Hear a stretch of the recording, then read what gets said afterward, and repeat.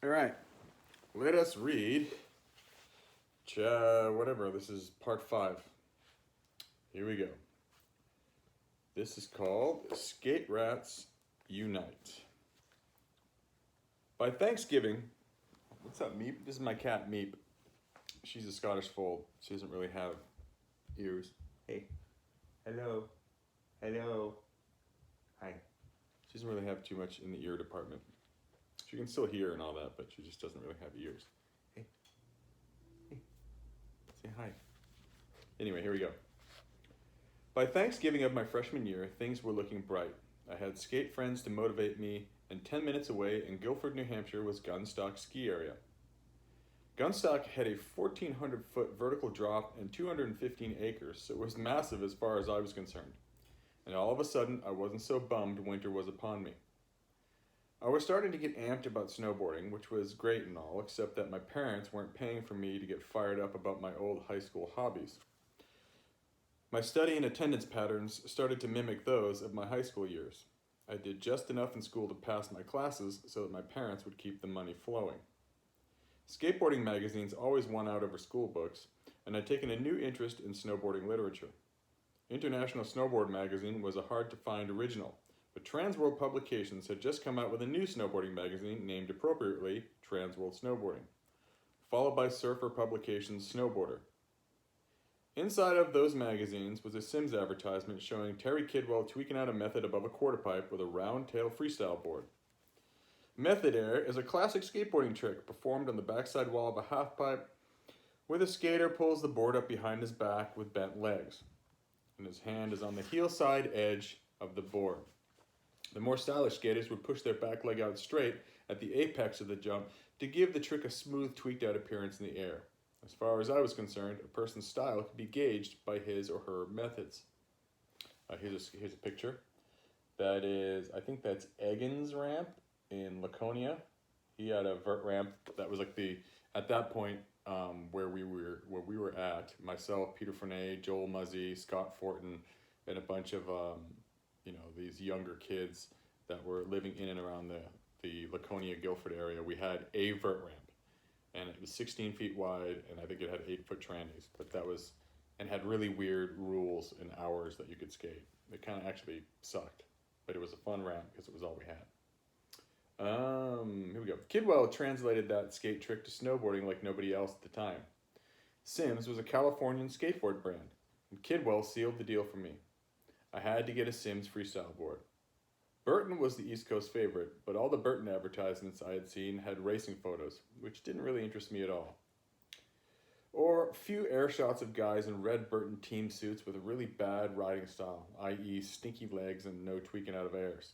Don't get me wrong, I looked up to anyone who had a name or a photo in a magazine at that point.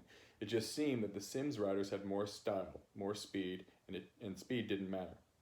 I was fascinated by images of the skateboarding-inspired tricks that people were pulling off on snowboards. Out west, which to me included Wisconsin, to the Pacific coast, was supposedly the promised land of half-pipes made of snow. Ever since my freshman year in high school, I'd wanted to get to California and skateboarding, and now I had the same bug with snowboarding. I was skating with the boys one day in early November and noticed a coming soon snowboard shop in a crappy little strip mall in downtown Laconia. The shop was to be called New Wave Sports, and the owner, Perry, was either a business genius with years of foresight, a money laundering opportunist, or a self-destructive entrepreneur. As far as we could tell, the four of us were the entire skateboard population of Laconia. So in order to put a skateboard shop there was definitely someone with a screw loose. Simply put, there was not a huge customer base. Perry's judgment in employees wasn't so great either, because he hired me to run the register and sell shit, and I could barely count. At first, the shop only had a metal cash box and a calculator, which was manageable with 3 or 4 customers that we'd get per day. Then we got a cash register in time for Christmas, and surprisingly, the shop became packed with people. I was running the register by myself when it went down. It just blew up. People were buying complete setups with wheels and bearings and decks and grip tape with all these different prices and tax, and the calculator that was on the register had disappeared. My mind seized up. I couldn't figure out anything in my head or on paper fast enough to appease the crowd of pissed off East Coast holiday shoppers And in the interest of self-preservation, I rounded everything down to whole numbers and didn't charge any tax. If something didn't have a price tag, I either guessed it or threw it into the bag for free. I don't think I really did that. I hope I didn't do that. And if I did, I'm sorry, Perry. That sucks. Word of this filtered back through the line, hey, the stupid skateboard kid is giving shit away, so mellow out. I don't know how much money the shop made that day, but it was a lot. Enough that Perry didn't notice how much I screwed up. God only knows how much I gave away, and one thing was for certain, it was a Merry Christmas in Laconia. Picture. That is me doing a mute air, and that is the 1989 TDK World Championships at Breck. So I was riding for Sims at that point when that picture was taken. My first switchblade. I went home for Christmas vacation during my first semester in college, and my mom and dad came through with a combo Christmas 18th birthday present, because my birthday was on December 28th. Shaft, once again. It was a new Sims freestyle board. Compared to the Swallowtail 1500 FE Pro I had been riding, the Switchblade was amazing. It actually flexed. My other board was stiff as hell, and had a slightly kicked up tail that looked more like a skateboard. It was white with a blue and hot pink Sims logo, the epitome of cool. I immediately hit up anything with snow and an incline. The sledding hill behind my house or old haunt, the old haunt, Mount Wachusett. Mount Wachusett didn't allow snowboards at that time, so that is an incorrect fact. I think that was another liberty taken by that. Yeah, Wachusett didn't allow snowboards until like my second year. Wait, maybe they did allow snowboards at that point. Maybe they did. I don't know. If you guys know when Mount Wachusett started allowing snowboards, please tell me. I'd like to figure that out. The board's design was super forgiving, and I could land more airs off moguls, and I started to try hand plants like I did on a skateboard. After a few tries, I could get inverted off little bumps or banks, but I couldn't quite hold them for more than a couple seconds. In skateboarding, I had them so wired I could stall at inverts for days on flat ground or any transition. At night, I began to dream about snowboarding. Skateboarding had done the same thing to me for years, but with snowboarding, it seemed like there was more room to explore. I'd always looked up to the veteran skateboarders, and now, here was this new thing to do that was really fun, but it seemed hardly anyone was clued into it. That, I think, is what made it extra appealing. I felt like I was breaking new ground every day I went out. I wasn't just trying to copy the tricks I'd seen other skaters try at a vert ramp. I was out in the snow creating my own tricks, and that gave me something to chew on. At first, snowboarding had been something to do to pass the winter. I'd hunt out small jumps and land on my butt while trying tricks. It wasn't pretty, but I'd laugh it off. But that winter, I was 100% focused on snowboarding, totally devoted, and not willing to accept poor performances. When I fell trying something, I'd get super pissed off, and I'd get back up and redeem myself, or it would eat at me. As a result of my newfound passion, I decided I needed a season's pass to Gunstock. But I knew my parents would never kick down for a midweek pass since I was supposed to be in class. So I looked into getting another part-time job. New Wave Sports had become super sporadic part-time gig after the holiday rush, so I applied at Gunstock and told them I knew how to snowboard. So I was instantly qualified as a snowboard instructor. Back then, if you could stand up and make it down an entire run without falling, you were pretty much ripping. So I became the backup instructor in the snowboard division of the ski school, which was quite an honor considering that there were only 2 of us who taught. My first paycheck was $20, the first time I ever got paid to snowboard. Being an instructor was the next best thing to being sponsored. You got a free season's pass, wore what I considered to be a cool uniform. I think it was a green CB jacket, and I got to say, I'm an instructor at Gunstock, which didn't have the goon factor some people associate with being a snowboard instructor now. At Gunstock, when I wasn't instructing, I concentrated on my riding the same way I'd done with skateboarding. I'd find a snowbank on the side of the run where a rock was sticking out, and I'd practice hand plants over and over and over again. Or I'd find a knoll and work on my method airs. Called a number of things by snowboarders who didn't come from a skateboarding background. Sometimes they were called suitcase airs, sometimes they were called Burton curls or back scratchers, and in reality it was really just a bastardized version of a skateboarding method. Even though I was completely captivated by snowboarding, I knew that skateboarding was far more difficult because on a skateboard, your feet aren't strapped to the board. You can skateboard down the street and just jump. You can't just skateboard down the street and jump up in the air, and if you did, you'd just jump off the board and it would keep rolling away. Airing on a skateboard requires a high level of technique that, simply stated, kept the skater attached to the skateboard. This freedom of movement with your feet allowed you to contort or tweak your legs because the soles of your shoes could pivot around on the deck of the skateboard. With my feet locked into bindings on a snowboard, it was easy to jump off anything because the board stayed with me, but I couldn't really pivot my feet like I could with skating. This meant I couldn't extend or bone out my back leg no matter how hard I tried. I had to rethink the mechanics of my body to learn how to tweak by bending at the ankle, a mental and physical block that tormented me. Part of the reason was the equipment was so horrible back in the day. Snowboards, boots, bindings, everything by today's standards was completely ghetto. And here's another picture. This is me standing on the side of the pipe at the Tenny Mountain Snowboard Bash. And Tenny Mountain had the very first half pipe ever on the East Coast. The worst new sport. Before 1988, most of the world didn't even know snowboarding existed, and those who did didn't consider it a legitimate sport. This changed when Time magazine labeled snowboarding as the worst new sport in its January 1988 issue. Finally, credibility. By this time, there had been a few different contest series going on for years, which consisted mostly of races.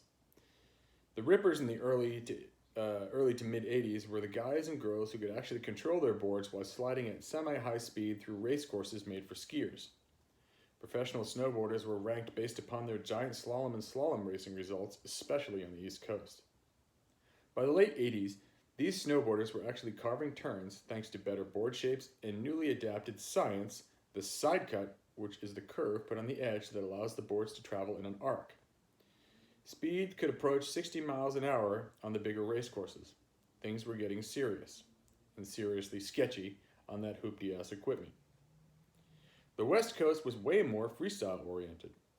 A guy named Mike Analik reportedly discovered the first snowboard halfpipe in 1979 near the Tahoe City, California dump. That halfpipe was really just a natural gully with a couple vertical hits for tricks. It received its first real publicity in March 1985 in the premiere issue of the world's first snowboarding magazine, which was called Absolutely Radical. Publisher Tom Shea changed the name to International Snowboard Magazine after one issue, because his advertisers thought Absolutely Radical was too hardcore of a name for a magazine depicting a sport trying desperately to attract mainstream consumers. The cover of that all-newsprint issue featured a bearded Keith Kimmel pulling an early snowboarding version of a leaner by grabbing the hillside edge of the board on a frontside wall and leaning over the tip to spot the landing. A trick taken directly from skateboarding and invented by skateboarding legend Neil Blender. Lean is actually the name Neil spelled backwards. It doesn't have anything to do with you leaning, although you kind of do lean, but it's Neil Blender. So yeah. Inside the issue, there were shots of Bob Klein, Alan Armbruster, and Terry Kidwell blasting backside airs and sketchy-looking hand plants. Riders and tricks that were way ahead of their time. In Washington that same year, Mount Baker held a bank slalom event with a race course staking down a natural gully, probably the first event customized for snowboarding. Following the Mount Baker bank slalom, bona fide halfpipe contests started to spring up on the West Coast, mainly in Tahoe. But as the sport gained momentum, I'd still never heard of a single snow halfpipe on the East Coast. Finally, in early 1988, I got word that the first ever East Coast halfpipe contest was going to be at Tenny Mountain, New Hampshire, for the Funky Belay Tenny Mountain Snowboard Bash. Two things happened the day after I arrived. I entered my first snowboard contest and turned pro at the same time.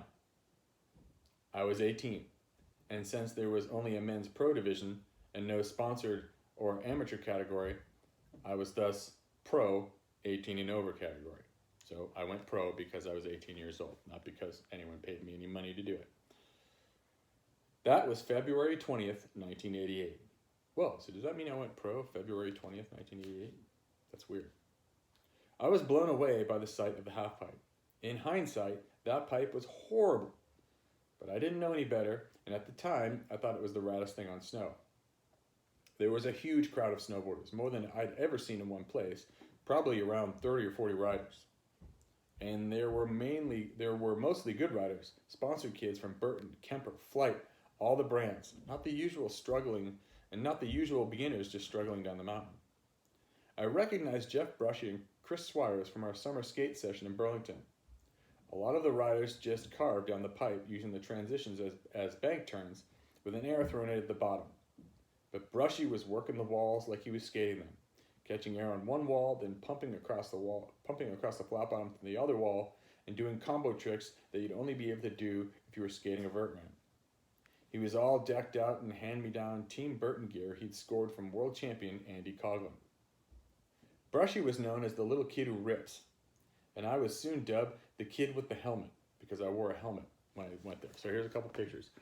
That's Brushy doing a huge suitcase air out the bottom of the Tenny Mountain halfpipe.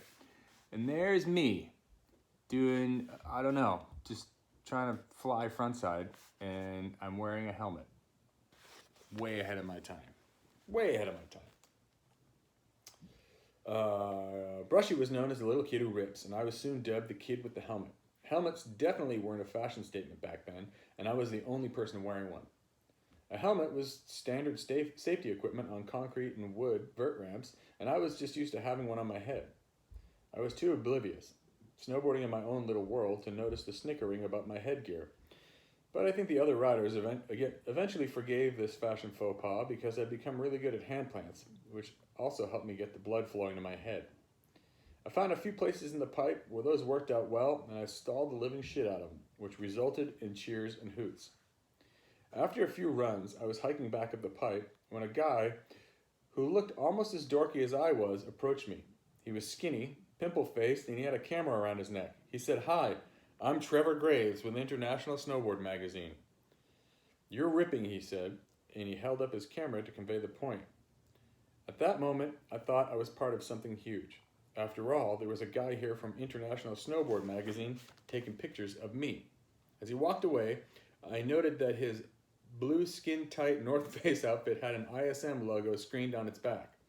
It was super official. I had no idea that Trevor was living in his car at the time and using his credentials to get free lift tickets. ISM barely paid enough to cover his film and processing, and his secret goal at these events was to take pictures of the riders he'd seen and try to sell them to them at the next contest. That little bit of Kodak motivation got me trying harder than I ever had. In the contest, I think I took 5th in the men's division. There were probably only a couple dozen competitors, but I was stoked. I pulled a few good airs and was fired up that Brushy won, especially because he was technically a junior at 17 years old, but he had whooped everyone in the men's division. Guys with names I recognized from the magazines, like Chris Carroll, Bud Keane, and Dave Lemieux, who placed 2nd, 3rd, and 4th respectively. When the contest had ended, Andy Coughlin came up to me in his neon green and black Life's a Beach Batwing jacket. That's Andy Coughlin from the Tenny Mountain Snowboard Bash. Andy the dog Coughlin. And he said to me, "You were shredding." I was floored. The world champ thought I was shredding. Then my old friend from Paxton, Rob Levine, who took 4th in the slalom event, patted me on the back and said, "Wow, you might have a future in this." Unbeknownst to me, there was a talent scout watching me. Well, sort of. He was the seedy local rep for Funky Snowboards, which along with Bolé had sponsored the event.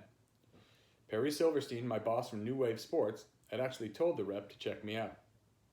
As I was getting ready to leave Tenny, the rep, a slightly overweight guy with spiky bleached punk rock Rod Stewart hair and a Team Funky jacket, walked up to me. This was my first encounter with a sales rep in the snowboard industry. He was the classic stereotype from that era. A guy who wasn't all that in touch with the sport, loved the party scene, and could probably talk the shit out of anything that he knew nothing about. Once he cut through the bullshit, he told me he was stoked on my riding and held out a brand new Funky snowboard. "I'd like you to ride this," he said. I accepted the board with multiple thanks and then just drove straight back to my apartment because I had a Monday morning test to pretend to study for. I alternated between staring at my school books and the shiny new Funky snowboard leaned up in the corner of my room. I was sponsored. Unfrickin' believable. I picked up the phone and called my parents, and then everyone else that I knew to tell them the great news. When I finally realized I wasn't going to get any studying done, I went to a local ski shop where they drilled holes in the board and mounted my bindings on it. Funky snowboards, along with a lot of other boards of this era, were sold like skis without pre-drilled holes for bindings. That was You would constantly be like ripping your feet out of these things if they weren't mounted the right way. So the next day at 2:30, after I bombed my test, I picked up Joel Muzzy at his school and we drove to Tenny.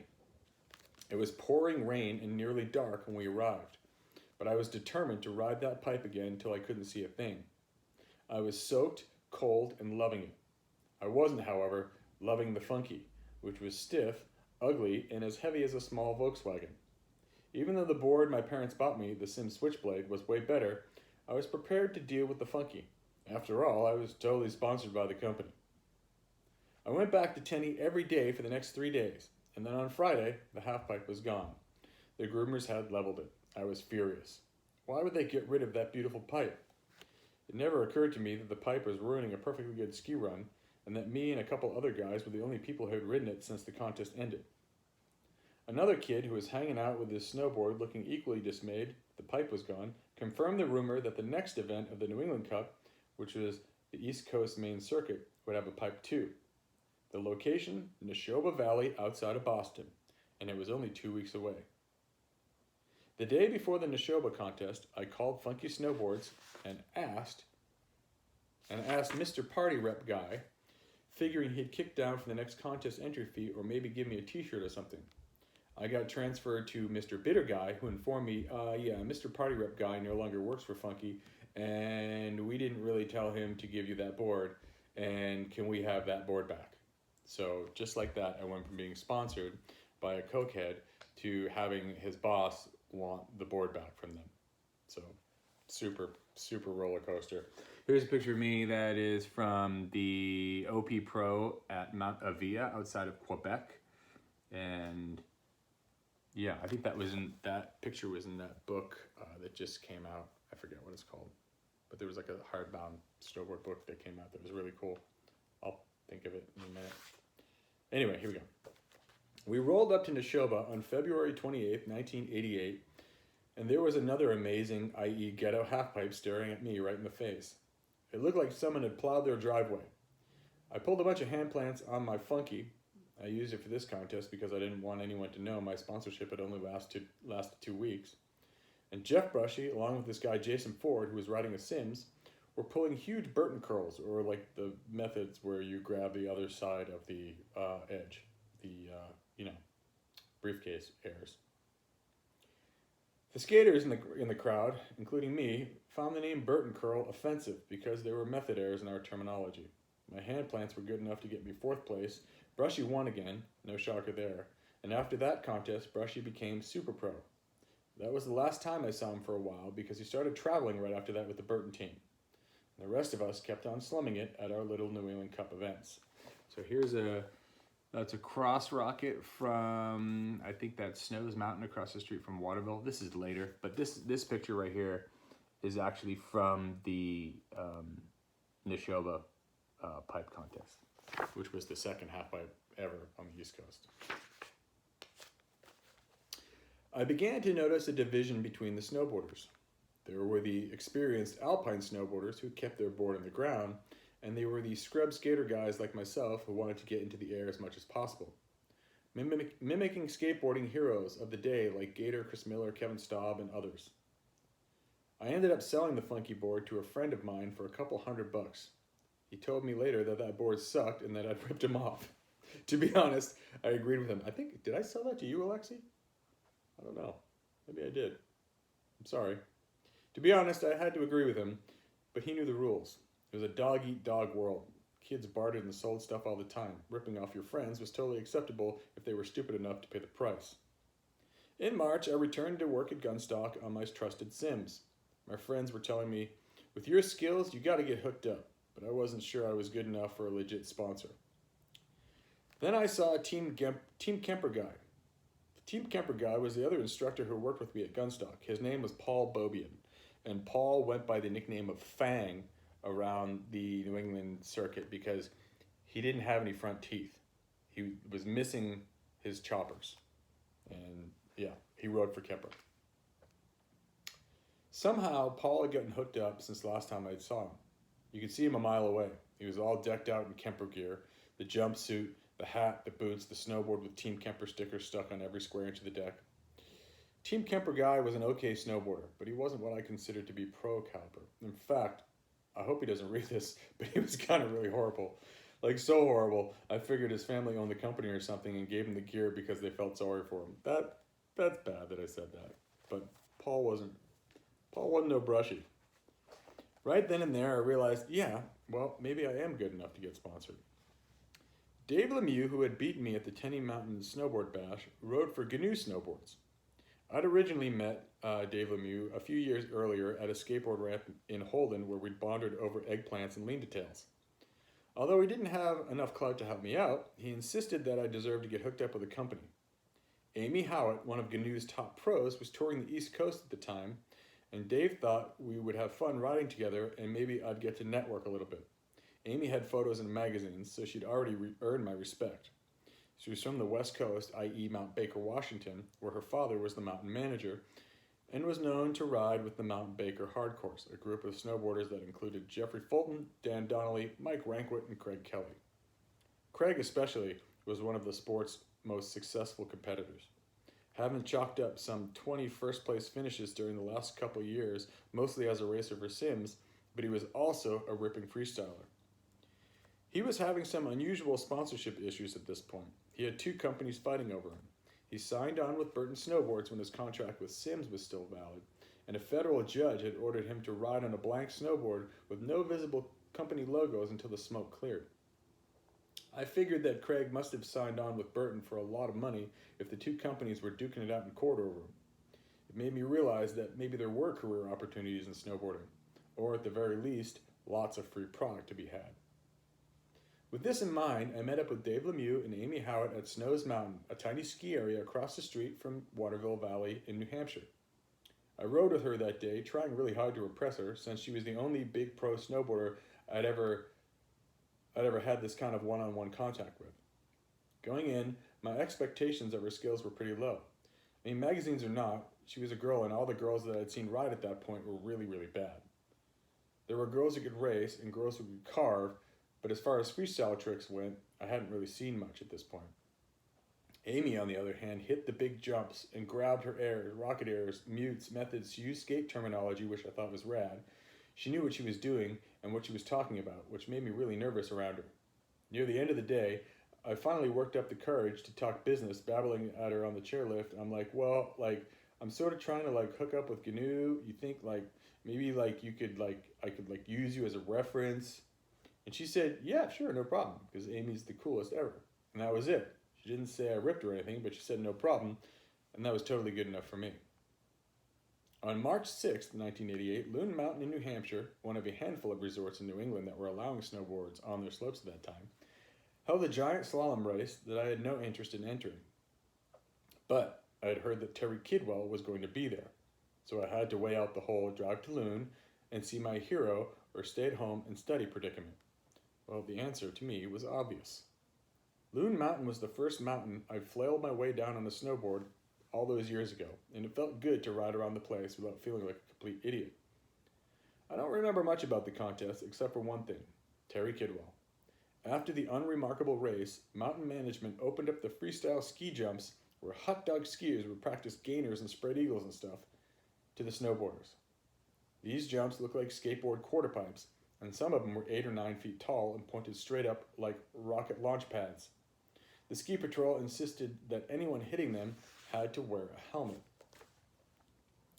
I was in the crowd of gawkers on the sidelines when I saw Terry strapping into his red Kidwell Signature Pro model, the first pro model snowboard ever. The world stopped, and in my mind the theme from Chariots of Fire came on as he slid in slow motion towards the giant kicker and floated the most stylish, gigantic method air I'd ever seen. He was airborne 20 feet up with his back leg kicked down straight. He held that grab forever, then absorbed the landing on the steep downhill as effortlessly as though he was pumping the wall of a skateboard halfpipe. He repeated the performance over and over again with tweaked out mute airs. He did some big indie airs and proved himself worthy of the title that he would claim the father of freestyle snowboarding. Kidwell was the first person I saw who looked like he should be doing it. He was made to be in the air on a snowboard. He was smooth, he was effortless and godlike. I wanted that session to last forever so I could soak up every bit of his style. From that moment forward, I wanted to be Terry Kidwell. Shortly after the Loon event, Muzzy and I were driving home from riding. I was spaced out in my Kidwell Pro Snowboarder fantasy world while Muzzy sat shotgun checking out my newest skateboard, a Chris Miller Schmidt Sticks. He started pulling Miller's signature crossbone lean airs in the front seat with the skateboard out in front of him, having a good old time, until he jammed the skateboard against the shifter in my Chevette and rammed it into reverse while we were traveling at 50 miles an hour. A sickening metal-on-metal grinding sound caused the entire car to shudder, and I instinctively smacked the shifter back into drive and just kept going. To retaliate, I threw his new Zodiac Mind Warp tape out of the stereo and airmailed it out the window. We had this game called Airmail. I didn't even slow down. I knew he was seriously pissed off at what I'd just done, but it was all part of this game we called Airmail. We'd been playing it since we'd met. You act like you didn't care when your shit got jettisoned. A few miles down the road, I think my cult love tape met the same fate. We never pulled over for any of it. Wallets, watches, skate wheels, nothing was sacred. The last were worth way more than the crap we tossed out the window. All right. So tomorrow, we've got the historic 1988 U.S. Open and why I missed it. So that session with Terry Kidwell at Loon, this was a cover of International Snowboard Magazine with TK hitting the jump at Loon, and you can see that he's wearing a helmet. But that was so gnarly that day, as far as like what, you know, you see someone that makes an impact on your life forever, and that day with Kidwell was one of those days. It was like a turning point as far as like, you know, my snowboarding went. It went from being like, you know, I'm obviously, I think I'm snowboarding a certain way, and then I saw him ride in person, and I was like, because at that point I hadn't even seen that the Sims video yet, or really any video except for like a Burton promo video where a bunch of guys were just like being spazzes. So we would only see the pictures in the magazine of like, you know, Kidwell doing like a rocket air or something like that, but we never saw him actually like go through the motions of it. And then seeing Kidwell at his prime, and he was one of those riders that kind of rode in slow motion. There's been a few people that I've encountered over the years of my snowboarding and skating that look like they're skating in slow motion. Most notably, the people that really stick out to me is this guy named Metal Man that we used to skate with back east. He used to look like he was skating in slow motion. It was the weirdest thing. Josh Dirksen looks like he's snowboarding in slow motion, and Kidwell looks like he's doing it in slow motion. It's such a weird thing when they're just so smooth and effortless that it just looks just perfect. All right, we'll see you guys tomorrow. Hope everyone's staying safe. What is this, day 7 of the quarantine? 8? Lockdown? Whatever. Anyways, keep finding stuff to do. We'll see you next time.